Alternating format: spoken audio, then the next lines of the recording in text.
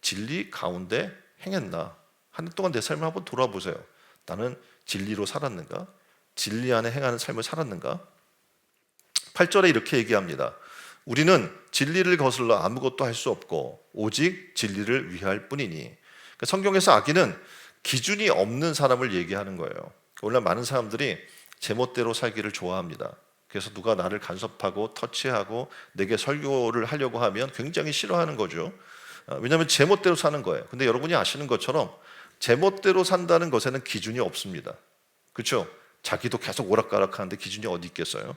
그래서 바울이 고린도 교회를 향해서 이렇게 경고하는 거예요. 너희가 지금 진리를 거스리고 있다. 이 말은 교회 안의 질서를 너희가 지금 무너뜨리고 있다라는 걸 얘기하고 있는 겁니다. 우리는 지금껏 하나님께서 규정하신 질서를 얼마나 잘 지켰는가 한 해를 돌아볼 필요가 있어요. 우리 모두는 다 교회에 소속된 교인입니다. 그럼 어떻게 해요?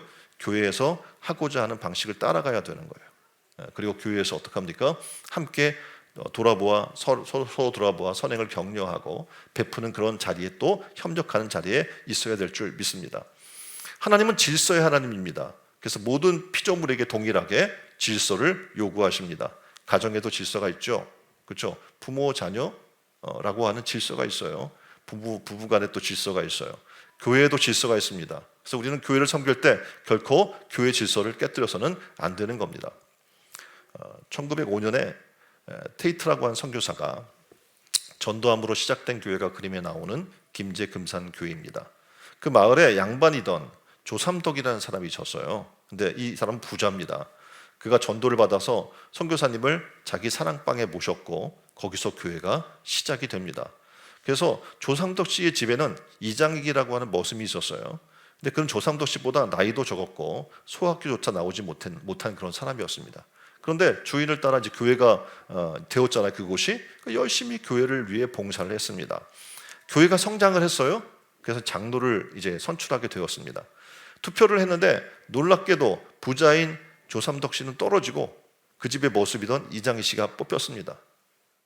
뽑혔는데 뽑고 나서 모두가 걱정인 거예요. 왜일까요?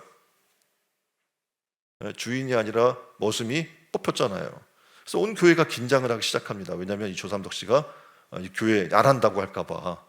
그 떠나면 어떻게 됩니까? 이제 거의 무너지는 거예요, 교회가. 근데 교회를 잘 섬겨왔던 이 조삼덕 씨가 투표가 끝난 후에 침묵이 흐르는 가운데 뚜벅뚜벅 앞으로 걸어 나옵니다. 그리고 이렇게 얘기하는 거예요.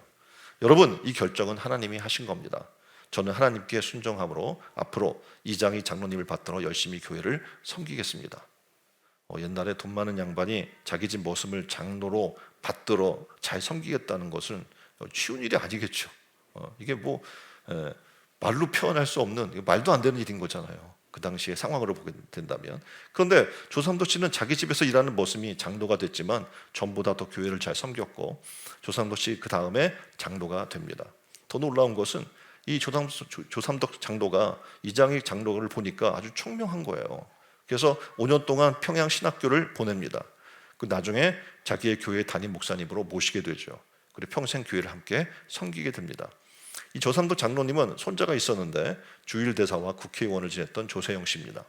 그 후에 조삼덕 장로의 아들과 손자가 모두 이 교회의 장로가 되는 은혜를 누리게 됩니다. 자, 믿음이 자란다는 건 이런 거예요. 자기 감정에 치우치지 않는 거예요. 그렇죠? 그래서 나를 무시해? 나를 안 시켜줘? 나를 뭐해? 이런 생각을 갖는 게 아니에요. 하나님의 뜻대로 섬기고 하나님의 교회 법에 따라서 내가 순종하며 따라 나가는 거예요. 2022년 한 해의 끝주인 오늘 우리는 우리의 믿음이 얼마나 자랐는가 한번 돌아봤으면 좋겠습니다. 정말 감사하게 또 헌화식도 했어요. 이 시간 이후에는 학습식과 세례식, 입회식을 통해서 주 안에 있는 믿음의 영혼들을 세우고자 합니다. 또한 그 이후에는 성찬식이 있어요. 성찬식을 통해서 우리 죄를 십자가에 못 박고 주와 하나 되고자 합니다. 우리가 얼마나 선을 행하고자 한 해 동안 노력했는가, 그리고 우리가 얼마나 진리 가운데 바르게 살고자 했는가 우리는 점검해 봤습니다. 2023년 우리의 믿음이 더욱더 성장하도록 힘쓰는 성도들이 되기를 주님의 이름으로 축원드립니다.